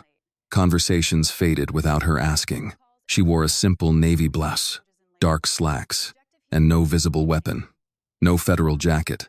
No theatrical reminder of who she had been in the headlines. The scarlet mark on her cheek had disappeared months ago. The video had not. It still appeared sometimes in news retrospectives, podcast clips, and social media posts with captions that made the story smaller than it was. Maid revealed as FBI agent. Mafia boss taken down at rich neighborhood gate. The headlines were not wrong. They were simply incomplete. Maya looked across the room. "Good evening," she said. "My name is Maya Williams. Tonight is not a lecture about being brave. Bravery is not a policy. It is not a form you can file, and it is not something anyone should demand from you before you are protected. Tonight is about steps. What to record, where to keep it, who to call, what not to sign, what to do when someone with money, status, or a title tells you that nobody will believe you." No one moved. Maya clicked to the next slide. "Document everything. Report safely. Stay protected." "You are going to hear that phrase several times tonight," she said. "Not because it is pretty, because it works." Near the back wall, Mrs. Evelyn Hartwell sat beside two women from Harrington Oaks. She did not sit in front. She had not asked to speak. She had brought copies of updated household employment guidelines, new board policies requiring written contracts for domestic workers, and a check from the legal fund she now helped manage. On the table in front of her was a folder labeled Camera Access and Service Entrances. Her handwriting was careful and old-fashioned. Her face was thinner than it had been a year ago, but steadier. Sophia Bellavita arrived at 6:38 and slipped into the last row. She wore no jewelry, no family colors, no signs of the life she had stepped out of. The federal case against Dominic had not finished moving through every courtroom, but the foundation remained shuttered. The South Ridge transactions remained under review, and several properties had been returned to negotiation under legal supervision. Sophia had spent the year giving statements, identifying accounts, and learning that telling the truth once did not end the cost of having hidden it. Maya saw her but did not pause. "Open your folders," she said. Chairs shifted. Paper moved. Pens clicked. The first page was titled Incident Log. Beneath it were boxes for date, time, location, people present, exact words used, physical evidence, digital evidence, and follow-up action. "This page is boring," Maya said. A few people looked up. "That is why it matters. A boring record is harder to dismiss than an emotional memory. You can be angry later. On this page, write what happened. Not what you think it proves. Not what you hope someone understands. What happened?" A home health aide in the second row raised her hand. "What if they make you sign something before you leave the job? Do not sign under pressure if you can avoid it. Ask for a copy. Take a photo if it is legal and safe. Write down who gave it to you and what they said. Call the number on the blue card in your folder before signing anything connected to unpaid wages, injury, threats, immigration status, or confidentiality." A driver near the aisle asked, "What if the cameras are theirs?" Assume they have footage. Do not assume they will preserve it. Your folder has a sample preservation request. If there is an incident, the request should go out quickly through legal help. The 20-year-old server in the front row wrote quickly. Maya clicked to the next slide. Keep originals. Copy everything. Your phone is useful, she said. It is also fragile. It can be lost, broken, searched by someone who has no right to search it, or taken by an employer who says they need to check something. Do not keep the only copy of anything on your phone. Use email. Use a trusted person. Use the clinic. Use paper when paper is safer. She lifted a folder from the table. This is not fear. This is preparation. For the next hour, the room became practical. No grand speeches, no dramatic reenactments. They practiced writing timelines. They reviewed sample messages. They discussed when to call a lawyer, when to call law enforcement, when to leave a location, and when to document first. A legal aid attorney explained wage theft. A clinic volunteer explained how to save screenshots with visible dates. A retired court clerk showed them how to organize papers in chronological order. Evelyn helped 2 older women sort sample forms. Sophia sat quietly until a section on digital files, then raised her hand and explained how innocent-looking documents could hide payment records. File names matter, Sophia said. So do dates. So do versions. If someone says the document never existed, sometimes the old version proves it did. The room listened. Maya watched the 20-year-old server write that down too. At 8:15, the training ended, but no one left right away. People formed lines near the legal aid table. They took extra hotline cards for coworkers. A janitor asked for a second folder for his sister. A home care worker photographed the slide about preserving messages.